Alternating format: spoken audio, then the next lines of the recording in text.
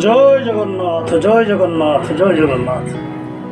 হে শ্রোতা বন্ধু, এ পর্যন্ত মନବୋଧ 34 ଆପଣମାନେ ମୁଦ୍ରାଂଶ ପର୍ଯ୍ୟନ୍ତ ଶୁଣିଥିଲେ। ପରବର୍ତ୍ତୀ ଅଧ୍ୟାୟ ଦନ୍ତେଶ। ଆସନ୍ତୁ ତାହେଲେ ଶୁଣିବା ମନବୋଧ 34 ସେ ଦନ୍ତେଶ ଠାରୁ।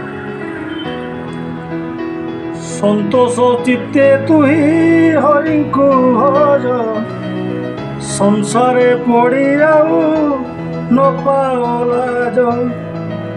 ସବୁଠି ମିଛ ହରି ନାମଟି ସତ, ଶ୍ରୀକୃଷ୍ଣ ପାଦ ପଦ୍ମେ ଦିଅ ତୁ ଚିତ୍ତ। ସନ୍ତୋଷ ଚିତ୍ତେ ତୁହି ହରିଙ୍କୁ ଭଜ। ରେ ଭାଇଆ ମନ ଚିତ୍ତ ସନ୍ତୋଷ କରି, ମନକୁ ପ୍ରଫୁଲ୍ଲିତ କରି ସେ ହରିର ପାଦ ପଦ୍ମରେ ନିଜ ଭକ୍ତି ଅର୍ଘ୍ୟ ଅର୍ପଣ କର। ସେହି ପାଦ ପଦ୍ମକୁ ଆଶ୍ରା କରି, ସେହି ପାଦ ପଦ୍ମକୁ ଧ୍ୟାନ କରି, ସେ ନାମକୁ ଜପ କରି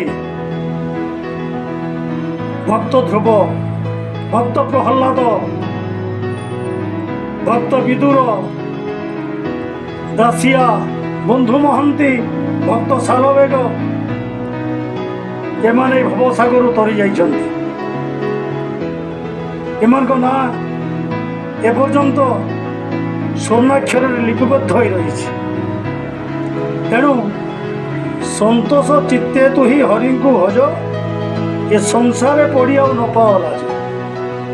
ଏ ମୋହ ମାୟା ସଂସାରରେ ପଡ଼ି ଆଉ ହେଲେ ଲଜ୍ଜା ପାଆନା। ସବୁଠି ମିଛ ହରି ନାମଟି ସତ। ଆରେ ଏଠି ପୁରା ସବୁ ମିଛ, ସବୁ ମାୟା। କେବଳ ହରିନାମ ହିଁ ସତ। ସେ ହରିଙ୍କୁ ଆଶ୍ରା କଲେ ନିଶ୍ଚୟ ସଂସାରରୁ ମୁକ୍ତି ପାଇଯିବ। କାହିଁକି ନା ବାଲଗୋପାଳ ଅଷ୍ଟକରେ ଗୋଟିଏ ପଦ ଅଛି, ଇଏ ଯାଦବ ମାଧବ କେଶବ ସରେ, ଶ୍ରୀଧର ସୁନ୍ଦର କୃଷ୍ଣ ମୁରାରେ, ତାରୟ ତାରୟ ହରମୟ ପାପମ୍, ତମ୍ ପ୍ରଣମାମି ଚ।